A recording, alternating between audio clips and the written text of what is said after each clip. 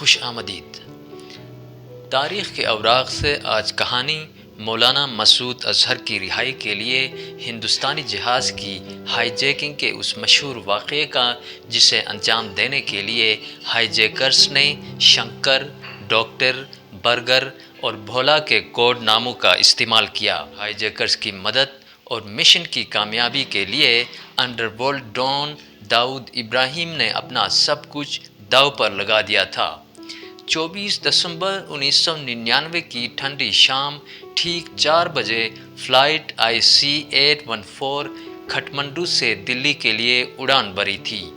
جہاز میں موجود کسی کو یہ معلوم نہیں تھا کہ دلی پہنچنے سے پہلے انہیں امرتسر، لاہور، دبئی اور قندھار کے پریشان کن دورے بھی کرنے پڑیں گے۔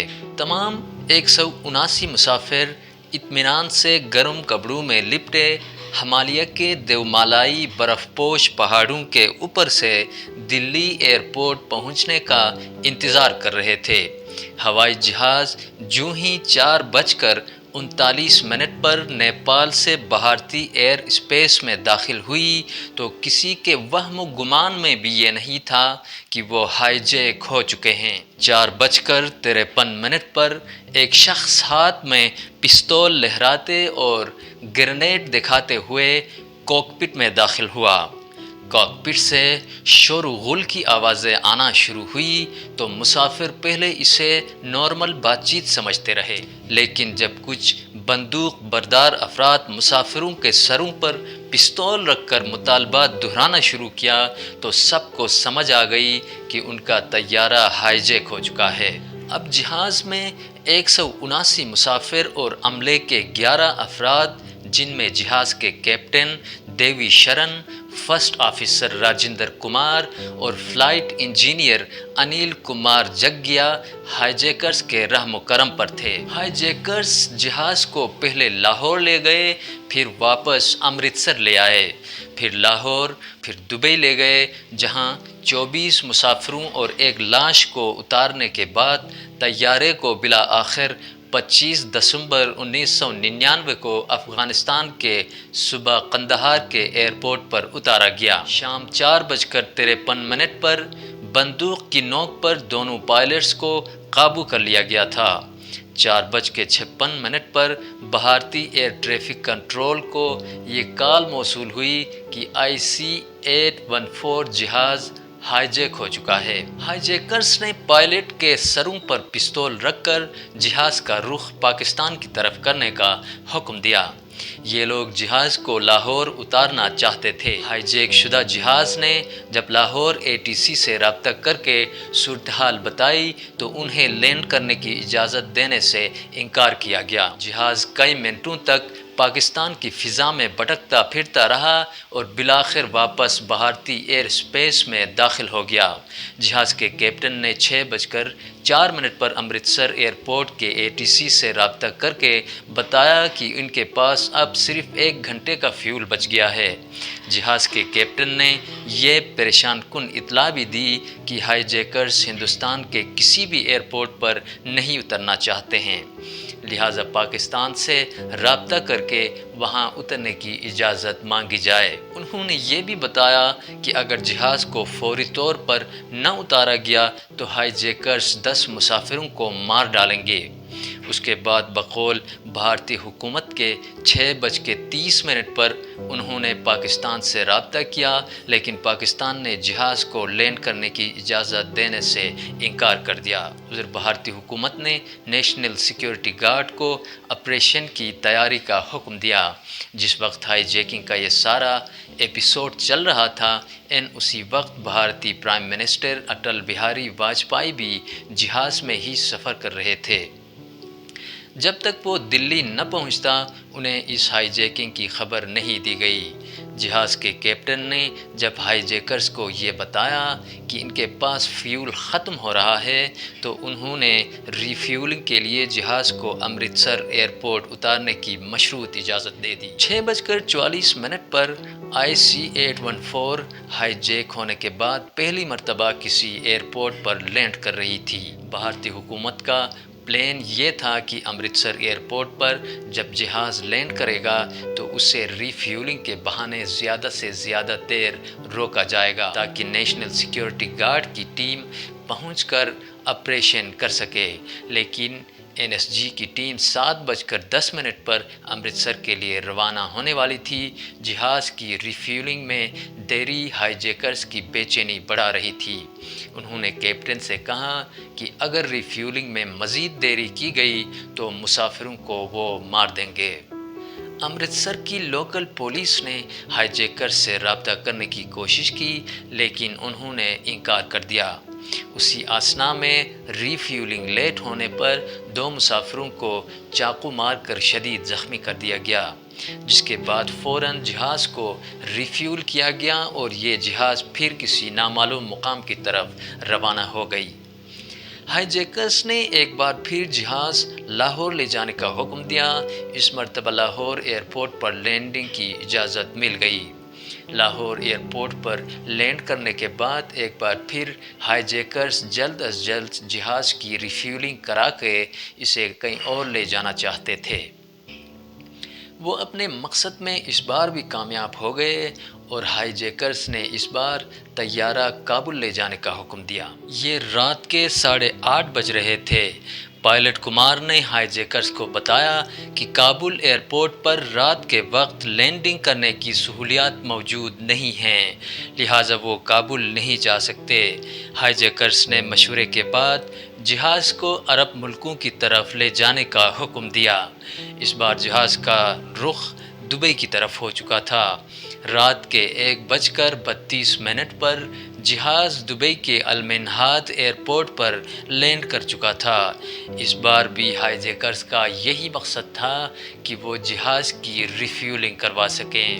دبئی ایئرپورٹ کے حکام اور ہائی جیکرز کے مابین مذاکرات کے بعد ری فیولنگ کے بدلے 27 مسافروں کو رہائی ملی۔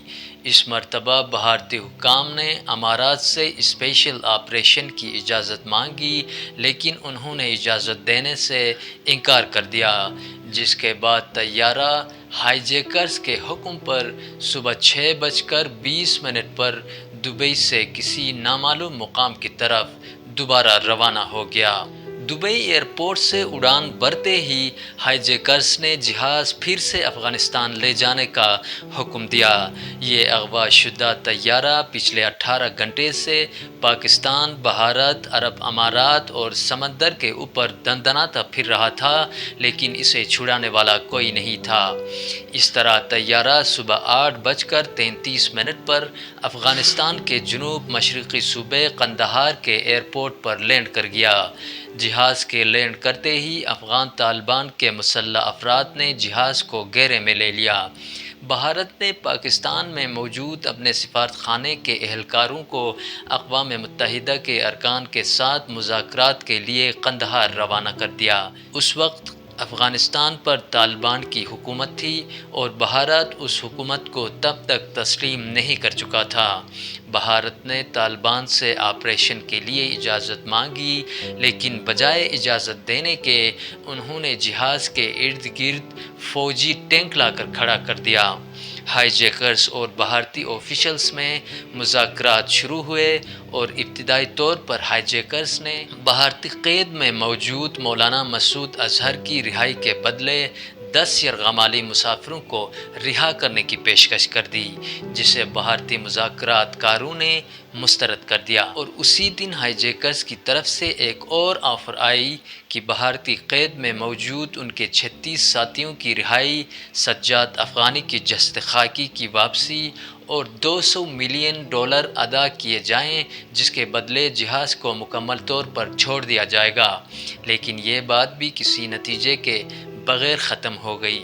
بالآخر طویل مذاکرات کا یہ نتیجہ نکلا کہ ہائی جیکرز کے 3 ساتھیوں مولانا مسعود اظہر، عمر شیخ اور مشتاق احمد زرگر کی رہائی کے بدلے جہاز کو چھوڑ دیا جائے گا۔ مشتاق احمد زرگر کو 1992 میں جبکہ مولانا مسعود اظہر اور عمر شیخ کو 1994 میں بھارت میں گرفتار کیا گیا تھا اور تب سے وہ بھارت کی قید میں تھے۔ 30 دسمبر 1999 کو ان تینوں قیدیوں کو جموں کشمیر جیل سے رہا کر کے قندھار لے جایا گیا۔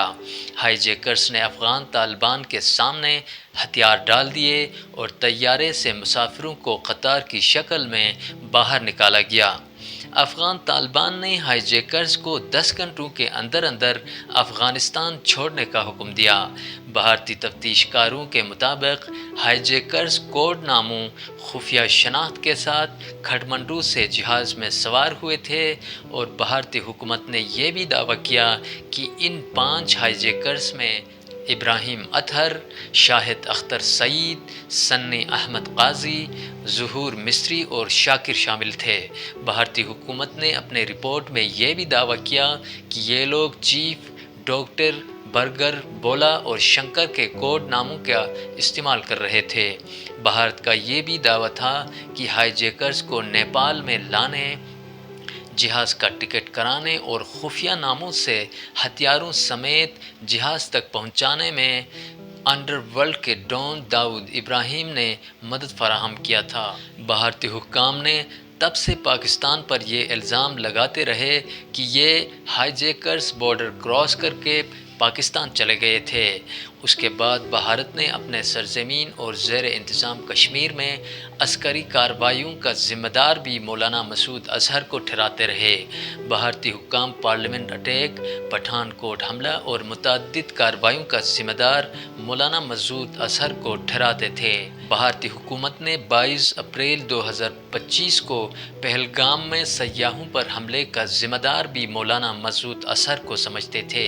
اسی کا بدلہ لینے کے لیے 5 اور 6 مئی کی رات بھارت نے بہاولپور اور مرید کے سمیت پاکستان کے دیگر علاقوں میں فضائی حملہ کر دیا۔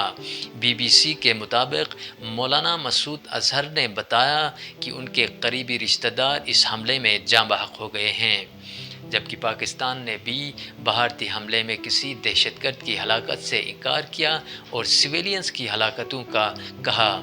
اس کے بعد پاکستان اور بھارت نے ڈرونز، سپر سونک اور کروز میزائلوں سے ایک دوسرے پر حملے شروع کر دیے۔ اس کے بعد امریکی مداخلت میں 10 مئی کے دن دونوں ملکوں کے درمیان سیز فائر کا اعلان ہو گیا۔